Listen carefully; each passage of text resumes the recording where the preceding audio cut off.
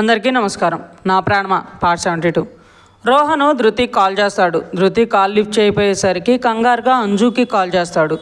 అంజు రిషిని వదిలి పైకి లేచి కాల్ లిఫ్ట్ చేసి, ఏంటి అయ్యగారు నాకు కాల్ చేశారు, మీ మరదల గారు కాల్ లిఫ్ట్ చేయలేదా అంటుంది. రోహను అంజు మాటలకి నవ్వి, ఏం చెల్లి కోసం చేయకూడదా అంటాడు. చెల్లి మీద ప్రేమ కంటే మరదల మీద ప్రేమ ఎక్కువ అని మాకు తెలుసు, కానీ కథలు చెప్పకు అని బయటకు వెళ్తుంది. ఏం చేస్తున్నావు, మా బావగారు బుర్ర తినేస్తున్నావా పొద్దున్నే? పాపం రిషి నిన్ను నీకు పుట్టబోయే బిడ్డని ఎలా చూసుకుంటాడో ఏంటో, ముందే అమాయకుడు, పైగా రాక్షసి పెళ్ళం అంటాడు రోహన్ నవ్వుతూ. అంజు సీరియస్గా, అవును అందరూ అదే అంటున్నారు, వచ్చి కాపాడుకో మీ బావగారిని అంటుంది వెటకారంగా ధృతిని వెతుకుతూ.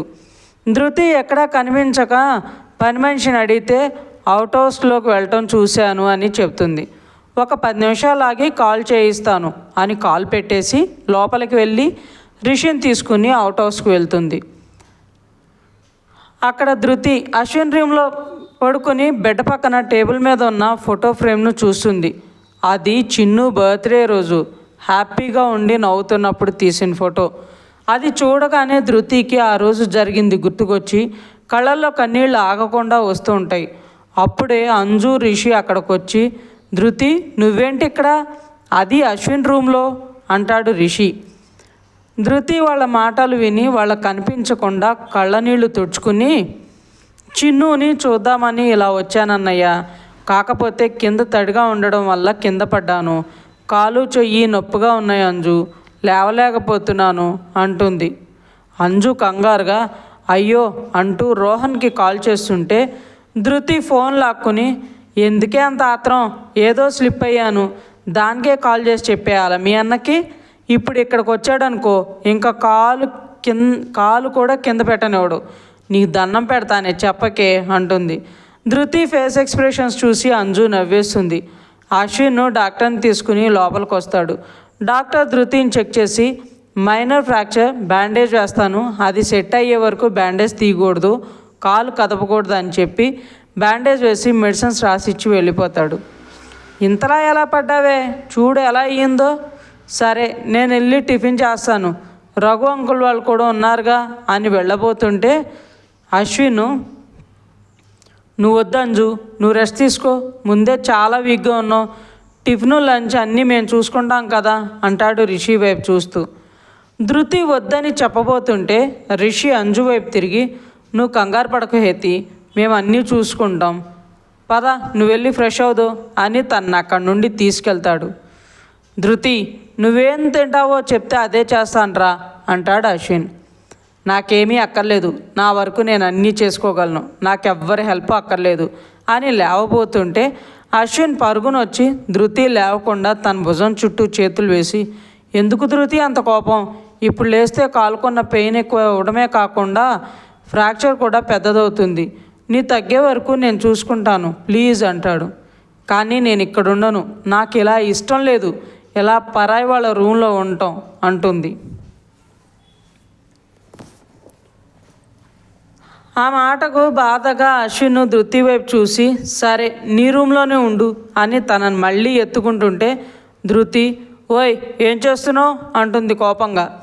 నువ్వేగా ఇక్కడ ఉండను అన్నావు, అందుకే మీ ఇంట్లో నీ రూమ్లో పడుకోబెట్టని తీసుకెళ్తున్నా అంటాడు అశ్విన్.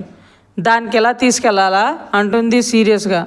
లేకుంటే ఇంకెలా బుడ్డి, నువ్వు నడవకూడదు, అసలు కాలు కదపకూడదు, అందుకే ఎలా అంటాడు అశ్విన్ నవ్వుతూ. నేను ట్రై చేస్తాను, మీరు దూరంగా వెళ్ళండి, లేదంటే వేరే దారి ఏదైనా ఉందేమో చూస్తాను, మీరు మాత్రం ఇలా ఎత్తుకోకండి, నాకు ఇష్టం ఉండదు అంటుంది.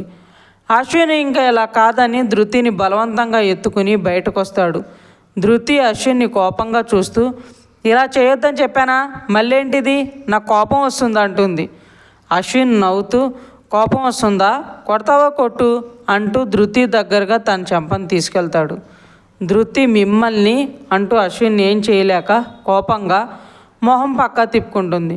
అశ్విన్ కావాలనే ధృతి కిందకి జారిపోతున్నట్లు చేసి మళ్ళీ తన్ని పైకి లిఫ్ట్ చేసినట్లు చేయటంతో ధృతి కింద పడిపోతాను అని అశ్విన్ మెడ చుట్టూ చేతులేసి గట్టిగా పట్టుకుంటుంది. అలా పట్టుకోవడంలో ధృతి ఫేసు అశ్విన్ మెడకు దగ్గరగా ధృతి ఊపిరి తగులుతుంటే అశ్విన్ తన చేతుల్లో ఉన్న ధృతిని ఇంకా దగ్గర పొదుముకుంటాడు. అశ్విన్ ధృతిని ఎత్తుకుని ఇంటి లోపలికి వెళ్ళటం ఈశాన్ చూసి చాలా కోపంగా అక్కడి నుండి వెళ్ళిపోతాడు.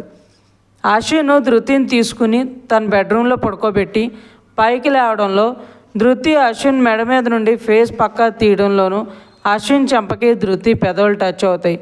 అశ్విన్ ఫస్ట్ షాక్ అయ్యి తర్వాత హ్యాపీగా ధృతిని చూసేసరికి ధృతి ఇబ్బందిగా తలదించుకుని ఉంటుంది. అశ్విన్ ధృతి తలను పైకెత్తి థ్యాంక్స్ బుడ్డి అని నుదుటి మీద ముద్దు పెట్టుకుని నీకోసం టిఫిన్ చేసుకుని వస్తాను అని తనను చూడకుండా రూమ్లో నుండి బయటకు రాగానే రఘు గారు నందిని గారు ఏమైంది, ఎలా అయింది, ఇప్పుడే అంజు చెప్పింది స్వీటీ కింద పడిందని అడుగుతారు. అశ్విన్ జరిగింది చెప్పాక వాళ్ళు ధృతి రూమ్లోకి వెళ్ళి తనను చూసిన నందిని గారు కాస్త జాగ్రత్తగా ఉండాలి కదా స్వీటీ అంటారు. అశ్విన్ని తిట్టాలని నోరు తెరిచిన ధృతి వాళ్ళ అప్ప పెద్దమ్మ వచ్చేసరికి కామ్ అయిపోతుంది. నందు నేను వెళ్ళి టికెట్స్ క్యాన్సిల్ చేసి వస్తాను అంటారు రఘు గారు. అప్ప టికెట్స్ ఏంటి, ఎక్కడికి వెళ్తున్నారు, ఎవరు వెళ్తున్నారు అని అడుగుతుంది ధృతి. నేను మీ పెద్దమ్మ ఢిల్లీ వెళ్ళిపోదామని వాళ్ళు బుక్ చేశానురా, కానీ నిన్ను ఇలా వదిలేసి మేము ఎలా వెళ్తాము అంటారు. ధృతి బొంగమూతి పెడుతూ అంటే నిన్నొచ్చి ఈరోజే వెళ్ళిపోదాం అనుకున్నారా, నా దగ్గర ఉండాలని అస్సలు అనుకోలేదా, బాగా వచ్చేదాకా అయినా ఉంటారనుకున్నాను అంటుంది. రఘు గారు చిన్నగా నవ్వి ధృతి పక్కన కూర్చుని నీతో ఒక విషయం నిన్ననే మాట్లాడాలనుకున్నాను బంగారు తల్లి, కాకపోతే అప్పటికే నువ్వు నిద్రపోయావు, అందుకే వాళ్ళు మాట్లాడాలనుకున్నాను, ఇప్పుడు సందర్భం వచ్చింది కదా అని చెప్తున్నాను అంటారు నందిని గారి వైపు చూస్తూ. ధృతి అర్థం కాక ఇద్దరి వైపు చూస్తూ ఉంటుంది. చిన్ను పరిస్థితి చూసావు కదరా, నిన్న దివిత్ పేరు వినగానే తను ఉన్న పరిస్థితి కూడా మర్చిపోయి ఎంత ఆరాటపడిందో తెలుసా, తనలో కదలిక వచ్చిందంటారు బాధగా. ధృతి ఆశ్చర్యంగా నిజమా అప్ప, తను దివిత్ అన్నయ్యని కావాలని అనుకుంటుందా, చిన్నుకి అన్నయ్య అంటే అంత ఇష్టమా అంటుంది.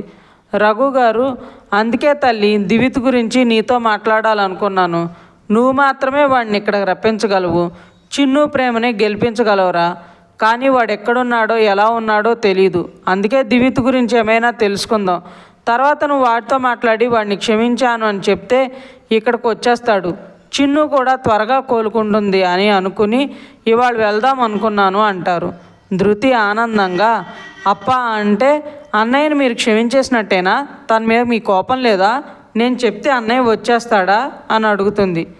వాడు ఆ రోజే చెప్పాడు కదా స్వీటీ, నా చెల్లి నన్ను క్షమించిన రోజునే వస్తాను అని, తను ఏది చెప్తే అదే చేస్తాను, తను రమ్మని పిలిచే వరకు రాను అని అంటారు నందిని గారు. ధృతి కన్నీళ్లు పెట్టుకుంటూ ఎందుకప్పా మీ అందరికీ నేనంటే అంత ఇష్టం, నా కోసం ఏమైనా చేసే అన్నయ్య, అమలా లాలించే పెద్దమ్మ, తండ్రి కంటే గొప్పగా ప్రేమించిన మీరు, నిజంగా నేను చాలా అదృష్టవంతురాలు ఈ విషయంలో అంటుంది. రఘు గారు ధృతి తలని మురుతూ నువ్వు కాదురా, నీలాంటి బిడ్డ మాకున్నందుకు మేమనాలి ఆ మాట, అప్పాకే అమ్మవయ్యావు అంటారు.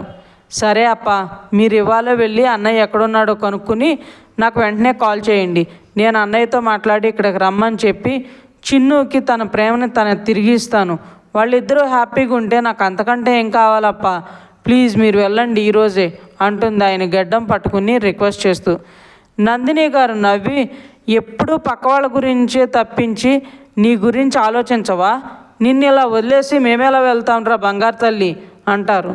అయ్యో పెద్దమ్మ, ఇక్కడ నన్ను చూసుకోవడానికి అంజు ఉంది, ఈ విషయం బావకు తెలిస్తే ఇప్పుడే ఇక్కడికి వచ్చేస్తాడు, అమ్మ వాళ్ళు కూడా వచ్చేస్తారు, కాబట్టి మీరు ముందు అన్నయ్యను వెతికే పని చూడండి అంటుంది ధృతి.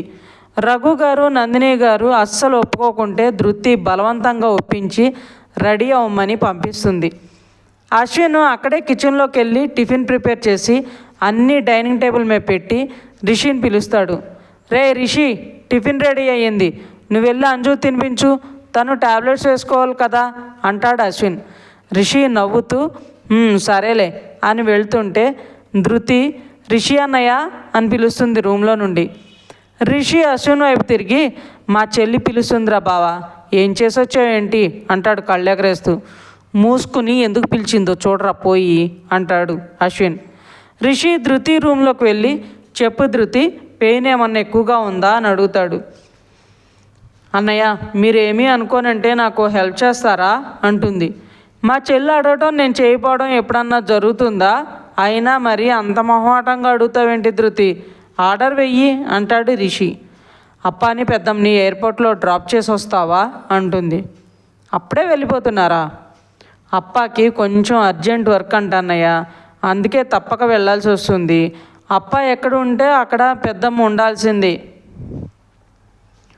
లేదంటే తిండి తినరు, ట్యాబ్లెట్స్ వేసుకోరు అంటుంది అసలు విషయం చెప్పకుండా. సరే నేను రెడీ అయ్యి వస్తానురా, అంకుల్ వాళ్ళకి చెప్పు అనేసి అంజుకి టిఫిన్ తీసుకుని తన రూమ్కి వెళ్ళిపోతాడు. అశ్విన్ కూడా ప్లేట్లో టిఫిన్ తీసుకుని ధృతి రూమ్కి వెళ్తాడు. ధృతి అశ్విన్ని చూడగానే కోపంగా, పోనీలే అని ఊరుకుంటుంటే ఎక్కువ చేస్తున్నారు, ఇంకొకసారి నన్ను ముట్టుకుంటే చెయ్యి విరగ్గొడతా అంటుంది కోపంగా. అశ్విన్ నవ్వుతూ, కూల్ బుడ్డి, చెయ్యి విరగ్గొడితే తర్వాత నువ్వే నా తినిపించాలి, అంత కష్టం నీకొద్దు బంగారం అంటాడు. ధృతి ఇంకా సీరియస్గా, బంగారం అని పిలవకు, నాకు నచ్చదు, ఎవరు పడితే వాళ్ళు అలా పిలిస్తే నాకు మంట అంటుంది. అశ్విన్ కొంచెం బాధపడి, సరే కానీ టిఫిన్ తిను, పెయిన్ ఎక్కువ ఉంటుంది, ట్యాబ్లెట్ వేసుకోవాలిగా అని తనే టిఫిన్ తినిపించడానికి నోటి దగ్గర పెడతాడు. ధృతి మొహం పక్క తిప్పుకొని, నేను తింటాను, అక్కడ పెట్టి వెళ్ళండి అంటుంది చిరాగ్గా. చెయ్యి కూడా కట్టుంది, ఎలా తింటావు బుడ్డి అంటాడు అశ్విన్. అంజు వచ్చాక తినిపిస్తుందిలే. అశ్విన్ ప్రేమగా ధృతిని చూసి, నీకు తినిపించే రైట్ నాకుంది, కానీ అంజు గురించి వెయిట్ చేయకుండా నువ్వు ముందు తినేసే అని ఒక చేత్తో తన బుగ్గలు నొక్కి పట్టుకుని ఇంకో చేత్తో నోట్లో పెడతాడు. ధృతి సీరియస్గా చూస్తుంటే, రోజు సీరియస్గా ఉన్న నీ మొహం చూడలే చస్తున్నా బుడ్డి, అప్పుడప్పుడన్నా కాస్త నీ ఎక్స్ప్రెషన్స్ మార్చురా ప్లీజ్ అంటాడు అశ్విన్. అశ్విన్ మళ్ళీ నోటి దగ్గర పెడుతుంటే ధృతి తినకుండా దిక్కులు చూస్తుంటే, ఇంకెలా కాదని నువ్వు ఇప్పుడు తిన్నావో ఓకే, ఏమనకుండా వెళ్ళిపోతా, లేదనుకో నువ్వు తినే వరకు ముద్దులు పెడుతూనే ఉంటా, తర్వాత నీ ఇష్టం అంటాడు అశ్విన్. ఇంకా ఉంది ఫ్రెండ్స్. మీకు ఈ స్టోరీ నచ్చినట్లయితే లైక్ చేయండి, సబ్స్క్రైబ్ చేయండి. ఇంతలా ఆదరిస్తున్నందుకు థ్యాంక్ యూ సో మచ్.